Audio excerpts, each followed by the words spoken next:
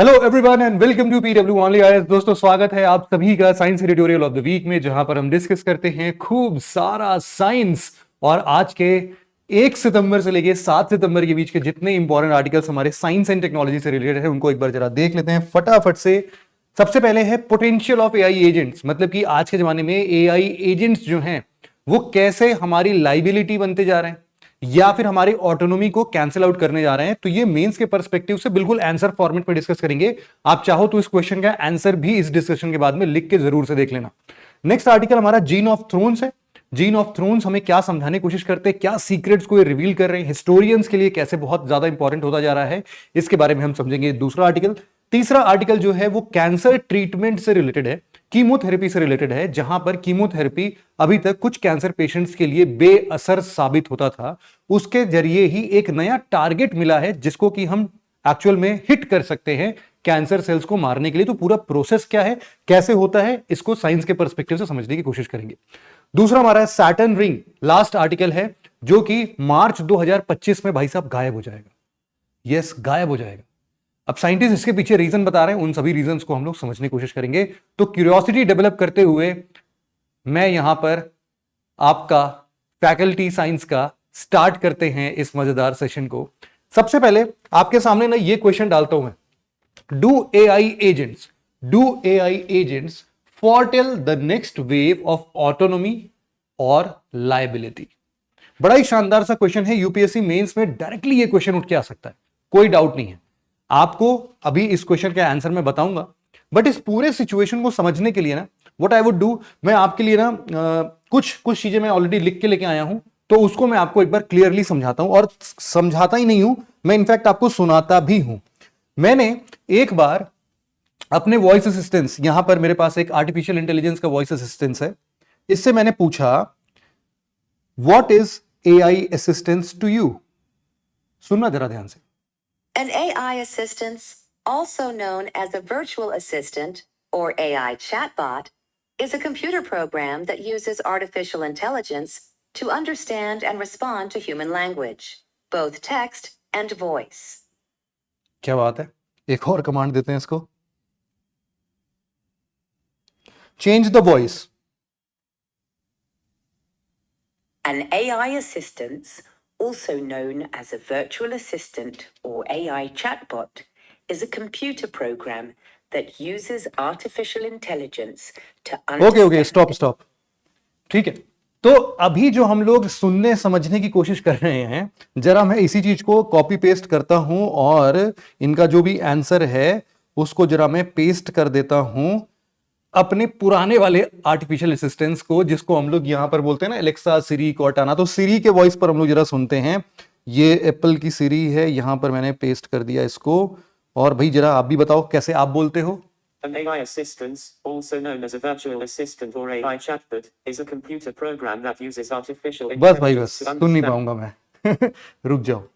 An AI assistant. अरे चुप भाई, हो गया, थैंक यू। तो इसका मतलब क्या है, आप लोगों को क्या समझ में आया? देखो, एक ओल्ड वर्जन है जिसकी भाषा हम लोग को भी समझ में नहीं आती, पता नहीं कौन सा रोबोटिक टोन है उसमें। This is known as AI assistants. AI assistants हमारे ओल्डर वर्जन्स के थे, जैसे कि एलेक्सा है अमेज़न की, सिरी हम लोग एप्पल का देखते हैं, कोर्टाना माइक्रोसॉफ्ट का देखते हैं। इन लोगों के वॉइस ओवर या फिर जब भी हम इनको कमांड देते थे, तो आप लोग हमेशा याद इस चीज को शायद रिलेट भी कर पाओगे कि आपके घर में एलेक्सा वगैरह शायद हो। तो ये बेसिकली एक प्रकार के नेचुरल लैंग्वेज इंटरफेस की जैसे थे, एग्जैक्टली नहीं थे वैसे। अभी हमने आवाज भी सुनी ना, क्या समझ में आता है यार, अजीब सा वॉइस है इन लोग का, कोई भी ह्यूमन टच है ही नहीं। इनका काम सिंपल सा था कि भाई साहब जो भी हम लोग कमांड दे रहे हैं उसको प्लान करो, एग्जीक्यूट करो, जो भी यूजर के बिहाफ पर कर सकते हो कर दो। और तीसरा कि जो भी मल्टीपल डोमेन्स है ना, उसको इस्तेमाल में लाते हुए एक या एक से ज्यादा डोमेन्स में जो भी आपको समझ में आता है आप आंसर दे दो। सिंपल से एग्जांपल से समझाता हूं। जैसे कि मैंने एलेक्सा को बोला कि एलेक्सा, अरिजीत सिंह का एक बेहतरीन गाना सुना दो। तो एलेक्सा क्या करेगी, Alexa can provide me a list of Arijit Singh songs, और उसके बेसिस पर हम लोग कुछ भी चीज को सुन सकते हैं जिस पे भी हम टैप करेंगे। वी कैन ऑल्सो कमांड की Alexa play the second song, तो सेकंड सॉन्ग, मतलब कि जो डेटा उसके अंदर ऑलरेडी फेड है, जो उसके सर्चेबिलिटी में ऑलरेडी आ चुका है, उसी को वो समझती है। सिंपल है ना, समझता है, जो भी समझना है यार वो आप कर लो।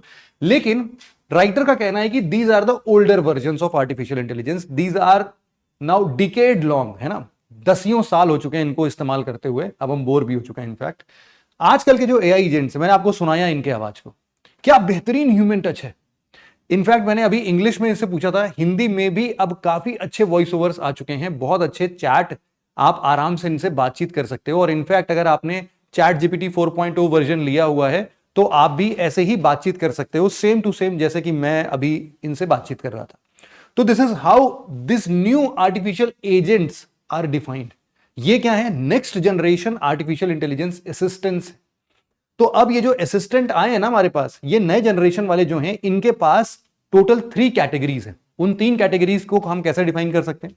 The category 1 is first generation AI agents, जो कि पुराने वाले ही थे, है ना। फर्स्ट जनरेशन एआई एजेंट्स का मतलब क्या है कि व्हाट दे कैन डू, कोई भी स्पेसिफिक इंस्ट्रक्शंस वगैरह अगर या कमांड्स आपने दिया है तो बस उसके लिए वो रिस्पॉन्ड कर देंगे।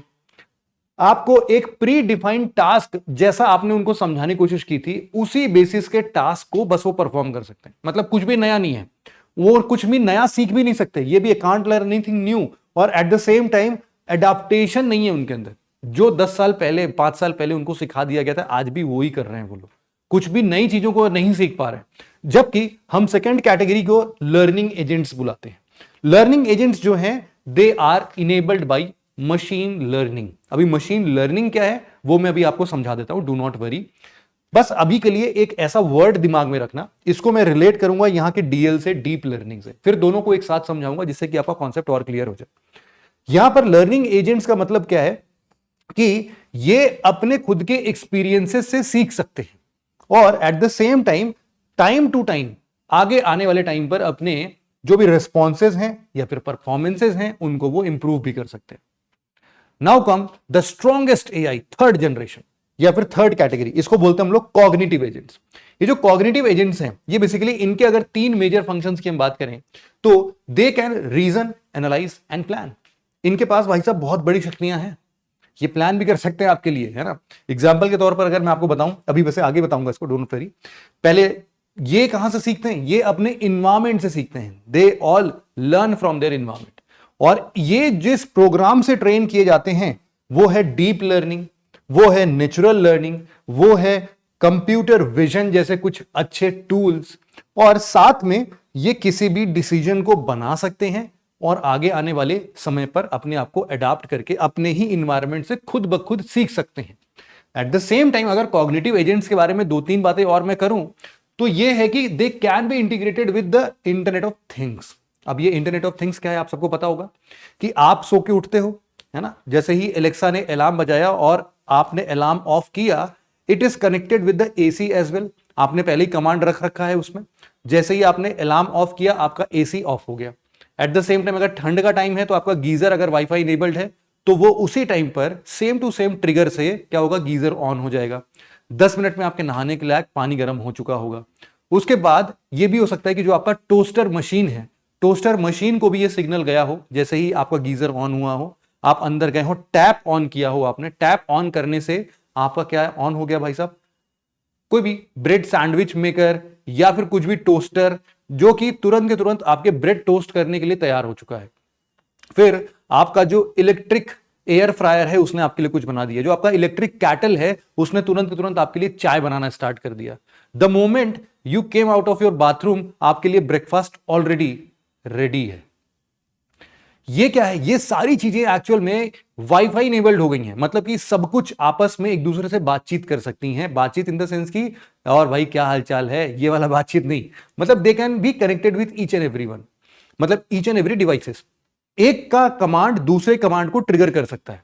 तो this is known as internet of things, है ना, ये आप लोग को शायद पता होगा। यहां पर हम लोग इसी कॉग्निटिव आर्टिफिशियल इंटेलिजेंस से हम लोग ये भी बोल सकते हैं कि वो रियल टाइम में इन सभी डिवाइसेस से डेटा को कलेक्ट भी कर सकता है, उनको एनालाइज भी कर सकता है, और हमें बस उसको कमांड देना होगा कि चलो किसी का नाम रख देते हैं, चिंटू नाम रख देते हैं अपने एआई का। तो भैया चिंटू सुनो एक बात मेरी, मैं कल सुबह सो के उठना चाहता हूं 6 बजे, और 6 बजे जैसे ही मैं उठूं अलार्म ऑफ करूं तो मेरा गीजर ऑन कर देना मेरा एसी ऑफ कर देना, और जैसे ही मैं नहा के बाहर निकलूं तो मेक श्योर कि मेरा ब्रेकफास्ट रेडी हो। उसमें 3 डिवाइसेस ऑन कर देना तुम अपना, एक तो ये टोस्टर, एक ये अपना एयर फ्रायर, और एक ये टी मेकर, और ये सारी चीजें आपकी बननी चाहिए। उसका कमांड आएगा यस डन, खत्म। फिर नेक्स्ट डे आपको अगर कमांड नहीं भी देना है तो उससे अगर आप पूछोगे ना कि चिंटू, अरे चिंटू हमारे एआई का नाम है यार, चिंटू ये कल जो भी बनाया था उसमें कुछ और इंप्रूवमेंट बता सकते हो क्या, तो बता देगा कि इंस्टीड ऑफ एयर फ्रायर जो आपने खाया था वो हेल्दी नहीं था, मैं कुछ और आइटम आपको सजेस्ट करता हूं, आप ये बनवा दो। तो बोला कि हाँ ये वाला सही है, ये बना देना, तो कल वो बना देगा। मतलब क्या है कि आपके इंटरेस्ट को समझते हुए भाई साहब वो कुछ भी चेंज कर सकता है। फॉर एग्जाम्पल आप फोन में बात कर रहे दोस्त से कि और भाई महेश क्या हो रहा है, सब चंगा सी, और फिर कहीं घूमने चलते हैं भाई, घूमने चलते हैं, उसने पकड़ लिया घूमने चलते हैं, और घूमने चलते हैं। इससे पिछली बार भी घूमने गए थे भाई साहब, आप कहां गए थे, ऋषिकेश गए थे मान लो, तो उसने आपके जितने भी इवेंट्स थे उन सबको ऑर्गेनाइज करके आपके क्रेडिट कार्ड वगैरह का ऑलरेडी उसके पास एक्सेस है, और इसके बेसिस पर आपके आपके बिहाफ पर उसने आपको एक पूरा प्लान दे दिया ट्रैवल का। जैसे ही आपने फोन काटा आपके सामने प्लान हाजिर है, उसने बोला कि सरप्राइज, आपके लिए घूमने का next plan next Saturday Sunday को हम विजिट कर सकते हैं, we can visit this place, यहां का इतना बजट आएगा, अगर आप बोलो तो मैं सारे के अरेंजमेंट्स अभी के अभी कर देती हूं। डन है भाई साहब, खत्म। दिस इज कॉग्निटिव एआई, है ना, अलग जोन में बात हो रही है। And they are not limited to their training data, मतलब कि ये उस पर निर्भर नहीं करते कि भाई साहब जितना आपने डेटा फीड किया बस वो उसी पर चलेंगे, नहीं तो नहीं चल पाएंगे। Able to acquire knowledge without human intervention, आपसे डेटा मांगने की जरूरत भी नहीं है। और सबसे इंपॉर्टेंट चीज क्या है कि इनेबल पर्सनलाइजेशन, आपकी जैसी सोच है, आपका जो चिंटू है दूसरे के चिंटू से अलग हो सकता है, मतलब आपका एआई दूसरे एआई से अलग हो सकता है। पर्सनलाइज्ड सॉल्यूशन दे सकते हैं, आपकी इंटरेस्ट क्या है, आपको क्या खाना पसंद है, कहां घूमना पसंद है, क्या करना पसंद है, उन सब से वो अपना खुद का डेटा निकाल के आपके लिए पर्सनलाइज सॉल्यूशन दे सकते हैं। This is cognitive AI. Now the question arises कि सर आपने थोड़ी देर पहले मशीन लर्निंग और डीप लर्निंग की बात की थी, व्हाट आर दे। सिंपल से एक एग्जांपल से समझते हैं, अपने क्लास से कुछ बच्चों को ही उठा लेते हैं कि हाँ भाई कौन है उधर साइड में, कौन देख रहा है। चलो एक तो मुझे एक लड़की दिख गई, पूजा, हाँ जी आप ही को बोल रहा हूं, पूजा को बोल देते हैं। और किसको ले लें, चलो राहुल तुम भी आ जाओ भाई, अभिषेक तुम भी आ जाओ, और कोई हाथ उठाएगा क्या, पूजा, राहुल, अभिषेक, और कौन है, चलो मैं अपना फेवरेट भी एक ले लेता हूं, चिंटू, है ना। अब मैंने ना एक टेबल का डेटा प्रेजेंट करना स्टार्ट किया, है ना। अब मैं अंतर्यामी भी हूं यार, साथ साथ में मैं पूजा के 10th के मार्क्स को भी जानता हूं, या फिर 12th कर देते हैं यार, 10th से कौन करेगा, चलो 10th भी कर देता हूं। 10th के मार्क्स जानता हूं, 12th के मार्क्स जानता हूं, ग्रेजुएशन के मार्क्स जानता हूं, और साथ ही साथ इनका कितना सैलरी का पैकेज लगेगा वो भी मैं एस्टिमेशन में बता सकता हूं। तो पूजा जो है, पूजा के 10th में थे भाई साहब 89%, 12th में आए थे 88%, ग्रेजुएशन में आए थे 75%। सिमिलरली राहुल जो था इसका आया था 70%, यहां पर आया 72%, और यहां पर आया 70%। सिमिलरली यहां पर अभिषेक भाई थे, अभिषेक भाई के जो मार्क्स थे ये थे 95%, फिर उसके बाद 98%, और फाइनली 85% ये इनके ग्रेजुएशन के मार्क्स थे। बेस्ड अपॉन देयर रिपोर्ट हमने देखा कि यार तुम बताओ कि एनुअल सैलरी इनकी कितनी लगी, मैंने ये भी डेटा दे दिया है ऑलरेडी, है ना। पूजा का इसके बेसिस पर जो एनुअल सैलरी उनकी लगी वो लगी 5.4 लाख पर एनम, ठीक है। जो राहुल थे इनकी प्रोग्रामिंग वगैरह थोड़ी यहां पर कंप्यूटर साइंस से इन्होंने किया था, इसलिए इनका जो पैकेज लगा वो लगा 7.2 LPA लाख पर एनम। और अभिषेक भाई साहब हमारे बड़े ही शातिर दिमाग के थे, हमेशा से टॉपर रहे हैं, इनका जो सैलरी लगता है वो लगता है 12 LPA। अब बारी आती है हमारे चतुर चिंटू की, तो हमने बोला कि देखो these are the data which we have already fed inside the system, है ना, the system already have such data. और ये सिर्फ ये 3 डेटा नहीं है, मैंने सोचो कि यहां पर लाखों डेटा ऐसे फीड कर दिए हैं, है ना, लाखों डेटा है इसके पास। उसको पता है कि कोई भी 10th 12th और ग्रेजुएशन का मार्क्स दे के अगर मैं उससे पूछता हूं कि भाई साहब ये एक नया अपना चतुर चिंटू आया है, इसका बेसिकली कितना पैकेज लगेगा, तो वो बताएगा। अब मैंने क्या किया, अब ऐसे ही लाखों डेटा को देने के बाद मैंने एक नया डेटा इसमें फीड किया और बोला कि देखो हमारा चतुर चिंटू जो है वो हमारे मार्क्स लेके आया है 90% यहां पर, फिर 12th में ये लेकर आया है 88%, और ग्रेजुएशन में इसके मार्क्स आए हैं 85%। तो आप मुझे बताओ कि इसका एक्सपेक्टेड सैलरी कितना लगेगा। Now this machine can learn through the data, है ना। ये मशीन लर्निंग का एग्जांपल। मशीन लर्निंग का क्या मतलब है कि we are providing them the data, required set of data, कि भैया तुम देखो ये डेटा को और उसके बेसिस पर तुम बताओ कि व्हाट नेक्स्ट कैन हैपन। ठीक है, तो ये बेसिक एक बहुत ही सिंपल सा फंडा मैं आपको समझा रहा हूं, है ना।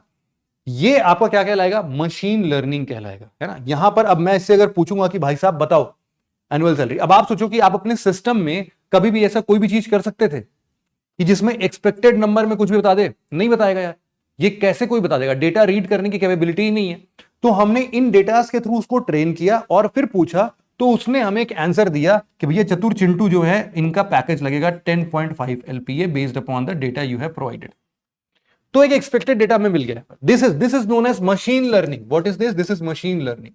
अब डीप लर्निंग कहां से डिफरेंट हो जाएगा? डीप लर्निंग, देखो deep learning is a kind of machine learning, लेकिन यहां पर प्रॉब्लम नहीं यार, अच्छाई क्या है, डीप लर्निंग के पास की चीजों को सीखने का और बेहतरीन तरीका है।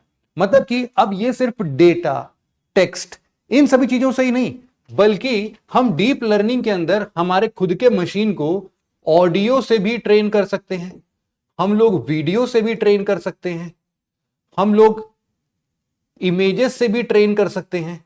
एनीथिंग इज पॉसिबल, है ना। जैसे कि मैं हर बार इस चीज का एग्जांपल देता हूं कि हमारे मोदी जी भोजपुरी में गाना गा रहे हैं, यूट्यूब पे आप सर्च करना, है ना। सारे भोजपुरी गाने जो है मोदी जी ने गाए हुए हैं। कैसे गा दिए भाई साहब, उनके पास टाइम कहां मिला? तो बात आई कि नहीं, मोदी जी ने नहीं गाया है, एक्चुअल में उनकी वॉइस से एक एआई को ट्रेन किया गया सेम टू सेम बात करने की। जितने भी नए गाने आ रहे हैं भाई साहब, उनको किशोर दा गा दे रहे हैं, है ना। पुराने लोग गाना गा दे रहे हैं, कैसे गा दे रहे हैं, वो तो है ही नहीं दुनिया में।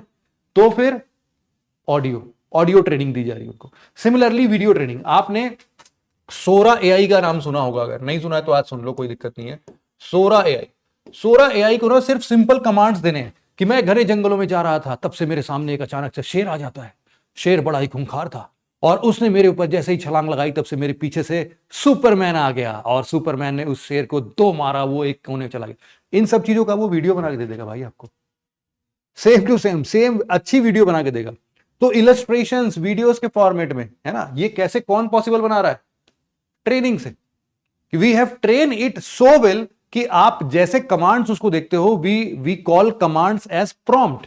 तो जैसा प्रॉम्प्ट आप देते हो वो वैसा वीडियो बना के देगा। सिमिलरली इमेजेस, मान लो कि आपका एक सेल्फ ड्राइविंग कार है ना, सेल्फ ड्राइविंग कार है, और सेल्फ ड्राइविंग कार आपको 10 अलग अलग देशों में चलाना है ना। 10 कंट्रीज में सेम कार रन करना। अब जब भी जाते हैं तो सिग्नल्स पर जो स्टॉप लिखने का यहां पर अलग अलग सिंबल बनाते हैं, कहीं पर ऐसे लिखा होता है, कहीं पर ऐसे लिखा होता है, कहीं पर कुछ और सिंबल होते हैं, है ना। कहीं पर समझ लीजिए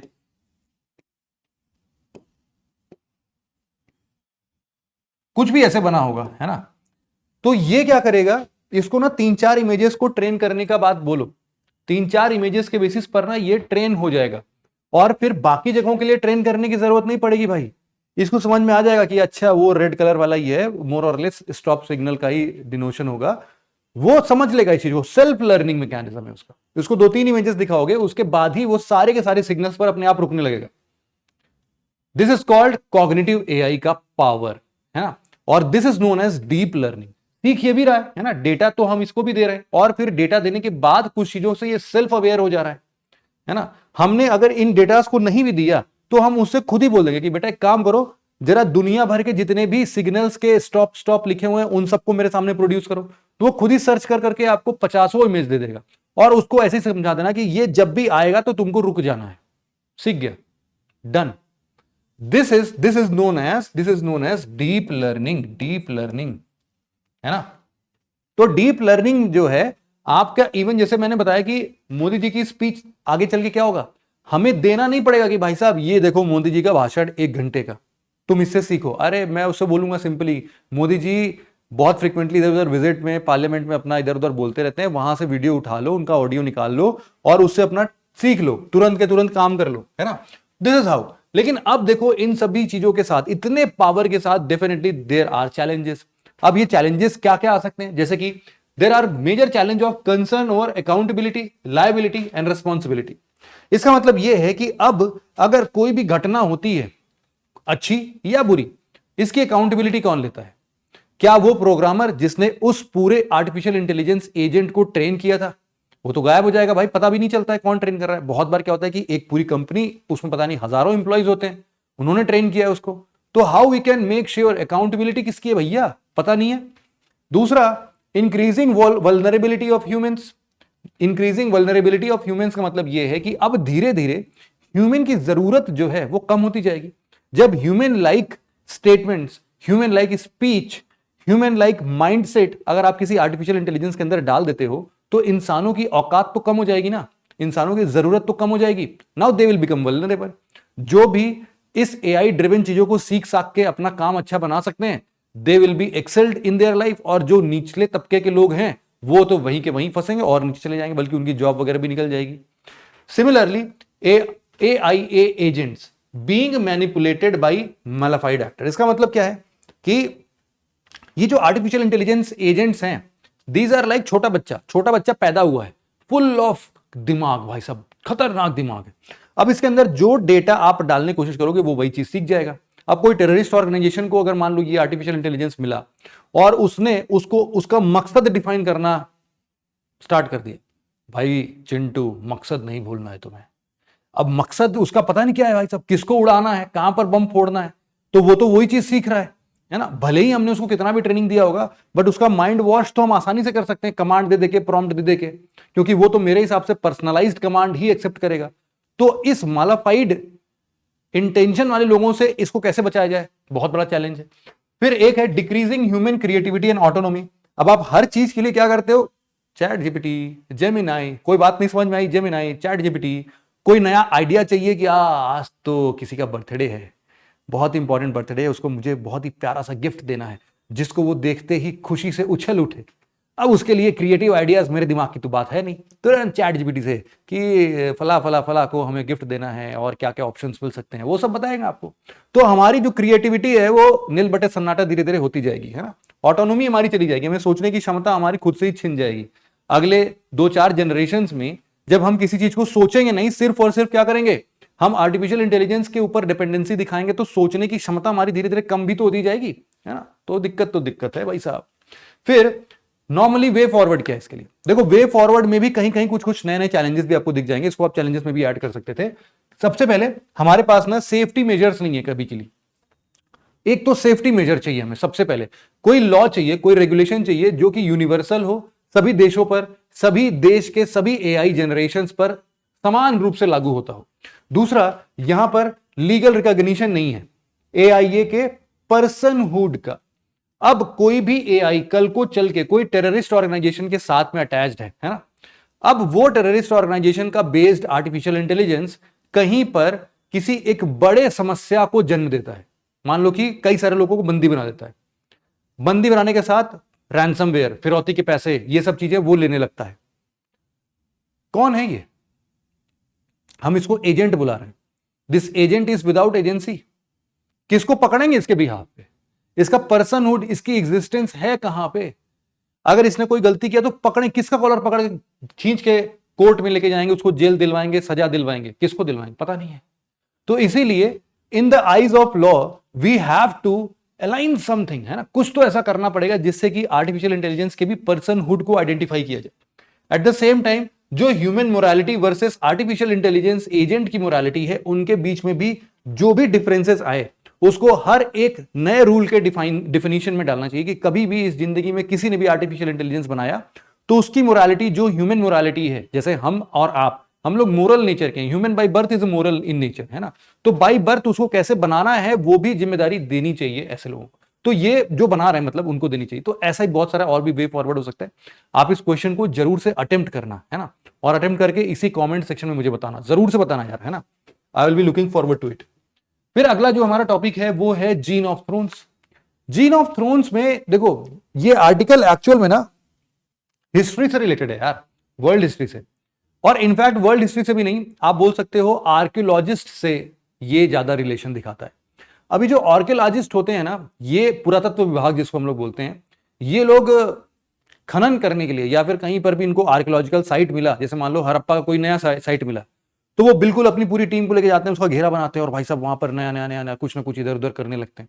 ये सारी चीजें जो भी हैं, इसमें जीन का बहुत बड़ा रोल है। यस, इसको हम लोग बोलते हैं पैलियोजिनोमिक्स।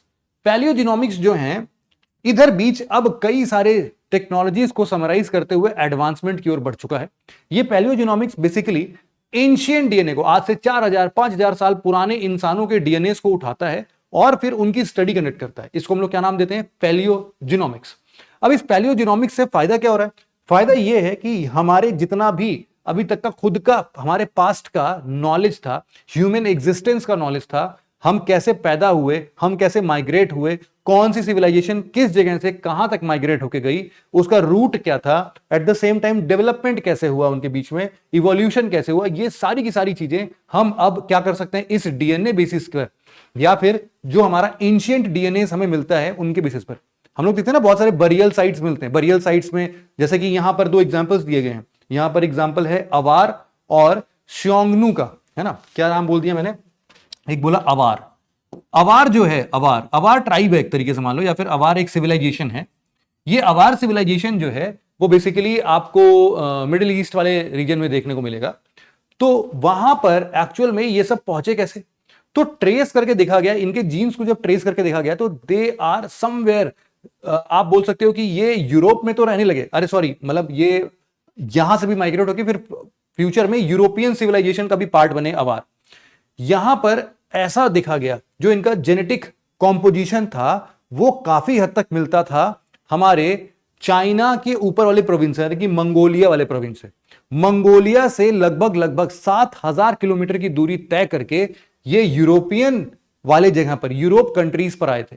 और यूरोप कंट्रीज में कितना, सब 7000 किलोमीटर था और इनकी एक जनरेशन ने इस 7000 किलोमीटर को ट्रैवल किया था। तो इससे एक्चुअल में ना हम लोग पॉइंट आउट कर सकते हैं कि यार अवार जो है वो कहां से निकल कर आए।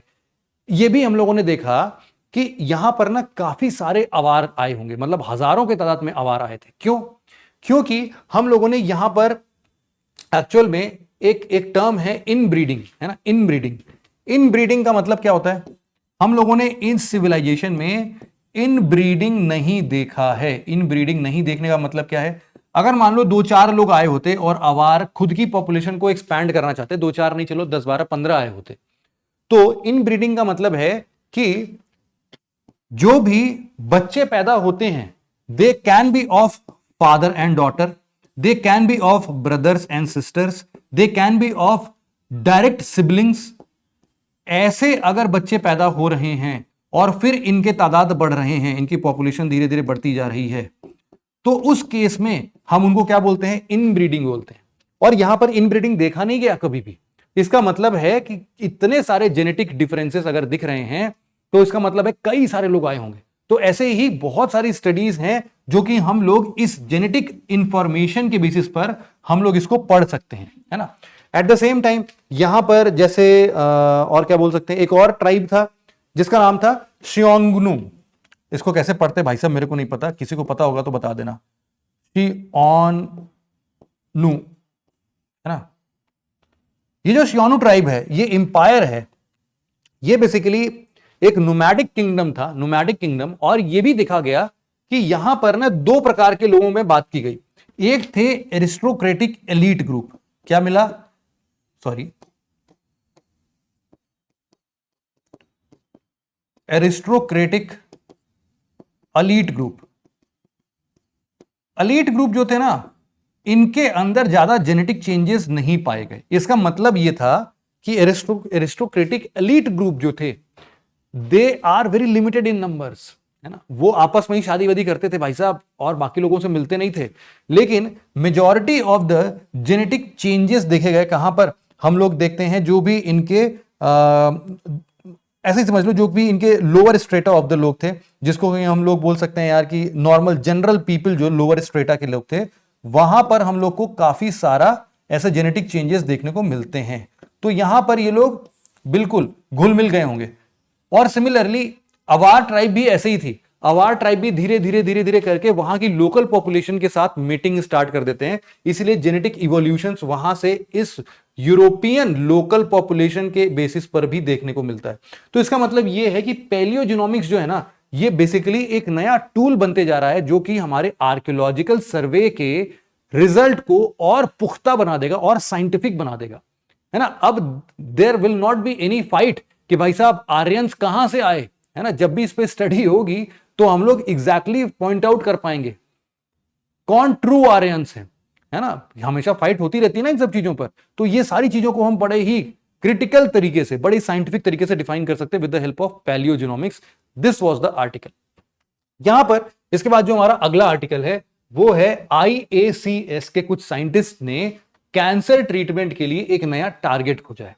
अब ये नया टारगेट क्या है, सबसे पहले तो आपको बता देता हूं कि जो ये IACS है, ये है Indian association for the cultivation of science. Indian association for the cultivation of science. यहां पर इस टीम ने क्या किया है, कैंसर सेल्स के बारे में ये लोग स्टडी कर रहे थे, है ना। तो कैंसर सेल को जब स्टडी कर रहे थे, मैं इस पिक्चर को थोड़ा और जूम कर देता हूं।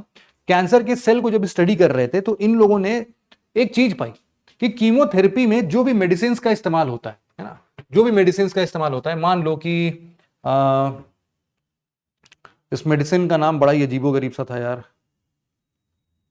यहां इस वाले आर्टिकल में देख लेते हैं। यहां पर ये लिखा हुआ है, देखो ये सारे आर्टिकल्स जो थे, सॉरी आर्टिकल बोल रहा हूं, ये जितने भी मेडिसिन थे बड़े अजीबोगरीब नाम थे यार, वो दिख ही नहीं रहे, कहां गए। हाँ ये रहा, इनके नाम है कैम्टोथेसिन। अब यार ये सब पढ़ना नहीं है अपने को, है ना, मैं बस आपको एक दो नाम दिखा देता हूं। कैम्टोथेसिन, और जो मेडिसिन है वो है टोपोटेसन, है ना। ये सब कभी भी याद मत करना, ये सब मेडिसिन हैं, है ना, एंटीबायोटिक्स हैं, या फिर आप यूं बोलो कीमोथेरेपी में इस्तेमाल होने वाली दवाइयां हैं। अब ये सब करते क्या थे एक्चुअल में, उसकी बात करते हैं। देखो जब भी कैंसर सेल कोई भी है, कैंसर सेल कोई भी कैंसरस सेल्स होते हैं, उनका काम क्या होता है। हम लोगों ने एक आर्टिकल याद करो 2-3 हफ्ते पहले डिस्कशन में एक आर्टिकल को देखा था कि कोई भी एक बैक्टीरिया के अंदर ये वायरस प्रवेश करके अपनी कॉपीज बनाता कैसे है। अगर आप लोगों ने वो देखा होगा आर्टिकल तो आप लोग बेसिक इस चीज को रिलेट कर पाओगे। हम लोग देखते हैं कि देखो कोई भी एक, मान लो ये बैक्टीरिया है कोई, है ना, ये कोई बैक्टीरिया है और इसके अंदर एक खतरनाक सा वायरस घुसने की कोशिश कर रहा है। ये वायरस अपना डीएनए मटेरियल वगैरह लेके आता है।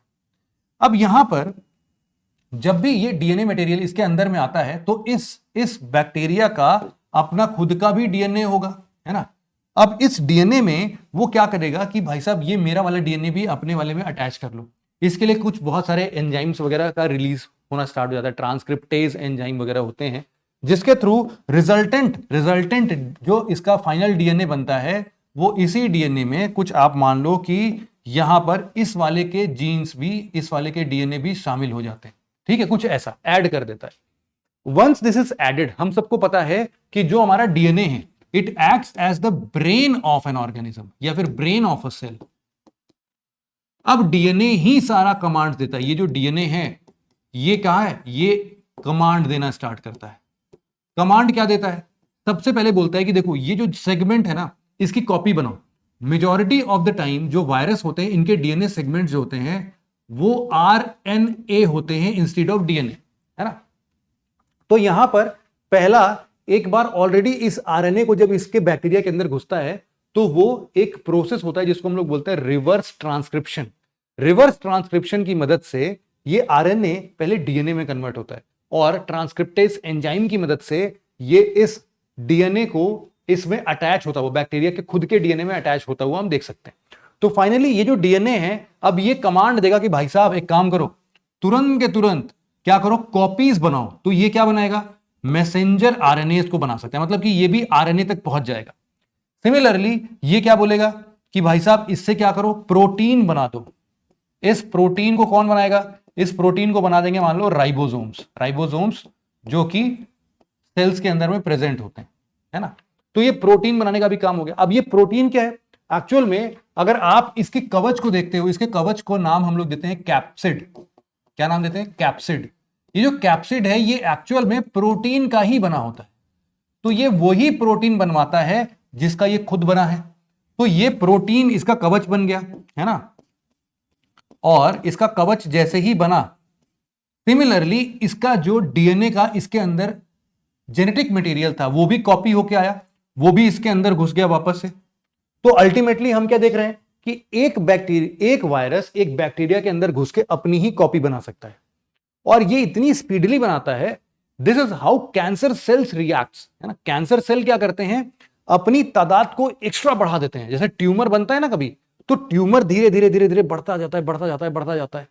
कैंसर सेल्स होते हैं ये, कैंसर सेल्स अपनी संख्या को बहुत तेजी से बढ़ाते हैं, ठीक है। अब यहां पर आप कुछ चीजों का ध्यान देना, जैसे कि कुछ प्रोसेस यहां पर आपको ध्यान देना है। प्रोसेस का नाम क्या है? सबसे पहले अगर कोई भी चीज डीएनए से आरएनए में कन्वर्ट होती है तो इस प्रोसेस को हम लोग बोलते हैं ट्रांसक्रिप्शन। ये आप लोगों ने कई बार सुन लिया होगा मेरे से। दूसरा, जब आरएनए से प्रोटीन में कन्वर्ट होता है तो इसको हम लोग बोलते हैं ट्रांसलेशन। और कभी कभी हम लोग देखते हैं कि एक डीएनए अपने सेल डिवीजन के टाइम पर खुद ही का डीएनए बना देता है, मतलब सेम टू सेम। अगर ये बैक्टीरिया डिवाइड होगा तो बैक्टीरिया डिवाइड होकर एग्जैक्टली अपना ही डीएनए को वापस से 2 भाग में डिवाइड कर देगा, सेम टू सेम कॉपी। ऐसी चीजों को हम लोग बोलते हैं रेप्लिकेशन या डुप्लीकेशन, जो भी बोल दो आप। तो यहां पर 2 प्रोसेस है। ट्रांसक्रिप्शन के थ्रू भी प्रोटीन या फिर ऐसा वायरस बन सकता है, और दूसरा, जब भी ये बैक्टीरिया अब आपस में वापस से डिवाइड होगा तो इसके रेप्लिकेशन में भी हम लोग देख सकते हैं कि ये वायरस अगेन मल्टीप्लाई हो रहा है। तो अब बात सिंपल सी है, अगर हमें किसी भी दवाओं का असर इस वायरस या फिर कैंसर के सेल पर अगर करना है तो हमें यह समझाना बहुत जरूरी है कि देखो 2 चीजों पर अटैक करना जरूरी है। सबसे पहला कि कुछ ऐसा चीज बनाओ जिससे कि यह ट्रांसक्रिप्शन का प्रोसेस ही बंद हो जाए। ना रहेगा बांस ना बजेगी बांसुरी, वही वाला हाल है कि प्रोटीन का कवच बनेगा नहीं तो भाई साहब ये वायरस पैदा कैसे होगा। This point number 1। दूसरा पॉइंट क्या है कि हम इस रेप्लिकेशन को भी होना बंद कर दें अगर, तो ये वायरस आपस में रेप्लिकेट भी नहीं हो पाए, कुछ ऐसा भी हो सकता है। सिमिलरली हम यूं भी बोल सकते हैं कि कभी कभी ऐसा देखा गया कि जब भी हम लोगों ने ट्रांसक्रिप्शन को बैन करने के लिए या फिर उसको रोकने के लिए कोई एक केमिकल का उपयोग किया तो कैंसर का सेल खुद के लिए इवॉल्व हो गया और उसने एक साइड मैकेनिज्म भी निकाल लिया जिसके थ्रू वो वापस से प्रोटीन बना सकता था। तो ये चीज अभी तक के कैंसर सेल्स के अंदर वाली इवोल्यूशन में देखने को मिलता है। जब भी हम लोग बोलते हैं ना कीमोथेरेपी के जो दवाइयां हैं वो काम नहीं कर रही हैं, तो इसका मतलब यही होता है कि ट्रांसक्रिप्शन रोकने की कोशिश तो कर रहा है हमारा केमिकल, लेकिन ये जो कैंसर के सेल है वो उनको बाईपास कर दे रहे हैं। तो यहां पर एक्चुअल में हर बार जितनी भी कीमोथेरेपी की दवाइयां होती हैं वो एक सिंगल डायरेक्शन में ट्रांसक्रिप्शन रोकने के लिए ही काम करती हैं, लेकिन जब इससे अगेंस्ट में जो वो रेसिस्टेंस डेवलप कर चुका है उससे फाइट करने के लिए कोई भी मैकेनिज्म अभी तक हमारे पास नहीं था। तो ये जो एक नया टारगेट की बात कर रहे हैं ना, ये नया टारगेट और कुछ नहीं बल्कि यही एक टारगेट है। अब इस केस में क्या हो रहा है जरा समझो। इस केस में सिंपल सी बात है कि हम लोग यहां पर नए टारगेट को देख रहे हैं, नया टारगेट जो कि डीएनए रिपेयर को इंक्लूड करता था। मतलब देखो ट्रांसक्रिप्शन अगर रोक दिया इसका मतलब डीएनए के अंदर में तो भाई साहब छेड़छाड़ कर दी आपने, डीएनए में कुछ ना कुछ पंगा हो गया, तो वो क्या करता था डीएनए को वापस से बना देता था। तो इसके लिए हम लोगों ने ना कुछ दवाइयां निकाली थी, जैसे कि यहां पर एक दवाई थी, कहां गया, TKD करके कुछ था, ये रहा TOP1। अभी जितने भी एंटी कैंसर ड्रग्स हैं दे target on A molecule called TOP1, TOP1 है ना, इस पर जाते हैं। दूसरा पेन ले लेता हूं यार। हाँ, ये किस पर जाते हैं, TOP1 पर जाते हैं, और वो क्या करते हैं डीएनए रेप्लिकेशन और ट्रांसक्रिप्शन को रोकने की कोशिश करते हैं। ठीक, बट अगेन प्रॉब्लम क्या पर है, जब भी यहां पर TDP1 एंजाइम या फिर CDK1 प्रोटीन को हम लोग जब भी कॉम्बिनेशन में यूज करने लगते हैं तो एक नई चीज होती है। अब जब भी डीएनए रेप्लिकेशन या ट्रांसक्रिप्शन को हम लोग परफॉर्म करने से रोकेंगे तो ड्रग एक रेसिस्टेंस डेवलप करेगा, और लेकिन उसके खिलाफ अभी तक लड़ने के लिए हमारे पास कुछ था नहीं। तो अब जो है अनदर प्रोटीन CDK1, यही डिसरप्शन करता था TOP1 मेडिकेटेड रिपेयर में। ये ना TOP1 के जितना भी मेडिकेशन वो देना चाहता था इस ट्रांसक्रिप्शन को रोकने के लिए वो इस पे हॉल्ट लगा देता था। तो अब क्या कर रहे हैं कि दूसरे नंबर पर जो रिपेयरमेंट होती थी डीएनए में उनको भी रोकने के लिए हम लोग एक नया टारगेट ढूंढ चुके हैं, CDK1। ये दूसरा प्रोटीन है जो कि उस डीएनए को रिपेयर कर देता था इस ट्रांसक्रिप्शन को बाईपास करने के लिए, तो अब वो भी खत्म हो जाएगा। तो अल्टीमेटली क्या है कि अगर हम लोग CDK1 और TOP1 दोनों ही इनहिबिटर्स को एक साथ कंबाइन करके इस्तेमाल करेंगे तो अब हमारा कैंसर सेल तय है 100% कि वो मरेगा ही मरेगा। अब वो रिप्रोड्यूस नहीं कर पाएगा, रिप्रोड्यूस नहीं कर पा रहा है तो भाई साहब मर गया, है ना। तो यही पूरा आर्टिकल समझाने की कोशिश करता है ये कि कैसे एक नया टारगेट डिफाइन कर रहा है हमने। अगला आर्टिकल जो है हमारा वो है सैटर्न, भाई साहब मैजेस्टिक सिग्नेचर रिंग उसकी गायब होने वाली है। आप देख सकते हो यहां पर कितना सुंदर लगता है भाई साहब ये दृश्य, ऐसे अलग अलग लेयर्स में ये सब दिखते हैं। तो पूरे आर्टिकल को हम समझते हैं क्या कह रहा है। सबसे पहले आपके लिए एक बहुत ही झटका देने वाला एक स्टेटमेंट बोल देता हूं कि जो भी मार्च 2025 में ये रिंग डिसअपीयर होने की बात हो रही है, इट इज अ मियर इल्यूजन। भाई साहब एक्चुअल में नहीं गायब होगा, it is just an illusion. क्यों? क्योंकि ये जो सैटर्न है, सैटर्न जो है इसका अपना एक एंगल ऑफ रोटेशन है ना, ये एंगल ऑफ रोटेशन है। ये जो एंगल है वो अप्रोक्सीमेटली कितना है, यहां पर लिखा हुआ है देखो, ये अप्रोक्सीमेटली 26.73 डिग्रीज है ना। ये टिल्ट कितना है, ये टिल्ट कितना है, ये यहां से अगर हम लोग मेजर करेंगे तो ये है 27.6 डिग्री। जब भी ये पूरा सैटर्न सन के चारों तरफ रिवॉल्व होता है तो it takes approximately 29.7 earth years.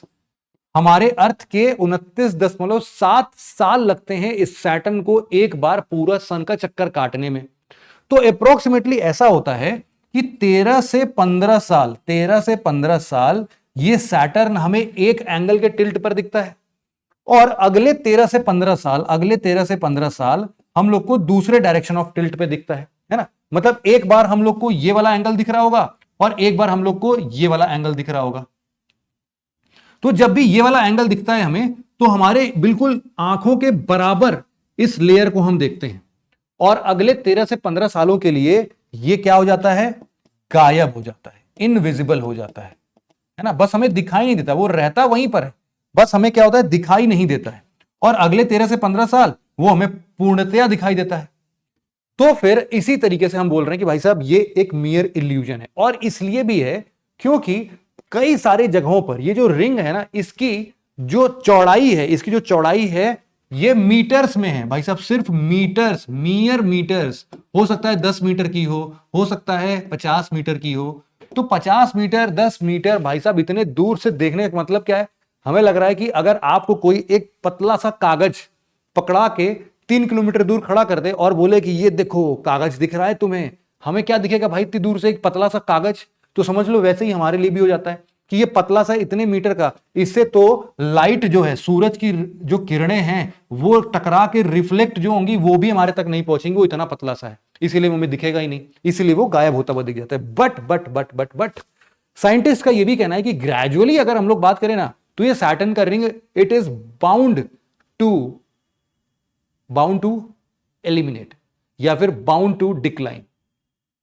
Inevitable है, ये होगा ही होगा। क्यों? क्योंकि सैटर्न के पास अपना खुद का इतना ज्यादा ग्रेविटी है, ये ग्रेविटी इन सभी मैटर्स को अपने तरफ पुल करेगा, है ना, अपने तरफ क्या करेगा, पुल करेगा। और ऐसा बोला जा रहा है कि अगर आधे घंटे में ये कितनी चीजें हैं, आधे घंटे में कितनी चीजों को अपने पास पुल कर सकता है, तो ओलंपिक स्टेडियम के बराबर उतना, मान लो कि उतना पूरे में पानी भरा हुआ था। अब इसके ये जो रिंग है, और मैं ये बता देता हूं, जो इसके रिंग है ना, ये डस्ट पार्टिकल के आकार से लेके माउंटेन के साइज तक भी हैं। तो अलग अलग साइज के हैं, है ना, बहुत छोटे से लेके बहुत बड़े साइज तक हैं। तो उन सबका मान लो कि अगर आधे घंटे में वो क्या कर रहा होगा, इस स्पीड से ये ऑलरेडी आज के डेट में भी सैटर्न के ग्रेविटेशन के आघोष में आके चिपकते जा रहे हैं कि आधे घंटे में अगर वो पूरा ओलंपिक का स्टेडियम पानी से भरा हो और उसके अंदर हम लोग एक एक करके पत्थर डालने लगे तो आधे घंटे में भाई साहब वो पूरा पानी जो है वो बाहर आ जाएगा, है ना। मतलब कि उतने वाटर को वो डिस्प्लेस करने की कैपेसिटी रखता है। ये स्पीड है, किस स्पीड से ये इसके रिंग के जो रॉक्स हैं वो सैटर्न पर इसके ग्रेविटी के आघोष में आके गिरते जा रहे हैं। ये हमेशा होता जा रहा है।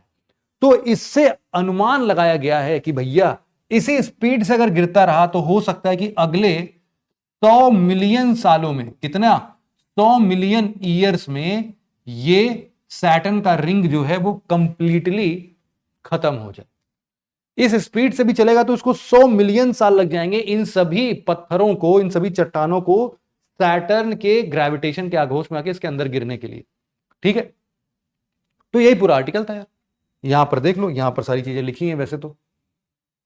सॉरी, यहां पर एक चीज बता देता हूं, ये 300 मिलियन होगा भाई साहब, है ना। It will take approximately 300 million to complete.